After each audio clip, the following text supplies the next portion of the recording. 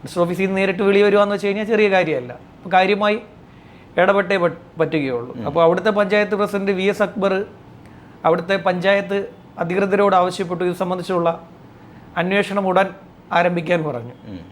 അങ്ങനെ ഈ മാങ്ങാണ്ടി കേസിൽ അന്വേഷണം ആരംഭിച്ചു, ത്വരിതാന്വേഷണം.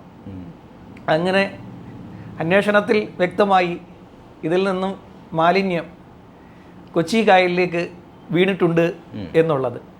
അങ്ങനെ ഇവരെന്തെന്ന് വെച്ച് കഴിഞ്ഞാൽ ഉടൻ തന്നെ മാലിന്യം എറിഞ്ഞു എന്നുള്ളത് കണ്ടെത്തി. അങ്ങനെ മാങ്ങാണ്ടി കേസിൽ തെളിവായി. അങ്ങനെ തെളിവ് കണ്ടെത്തിയതോടുകൂടി നടപടിയും ആരംഭിച്ചു. പഞ്ചായത്ത് MG ശ്രീകുമാറിന് 25,000 രൂപ പിഴ ചുമത്തി. ഈ NB നസീം പോസ്റ്റ് ചെയ്തിരിക്കുന്നതും അതാണ്. ഈ സാധാരണ മാലിന്യം വലിച്ചെറിയുന്നവർക്ക് 50,000 രൂപ വരെയാണ് പിഴ.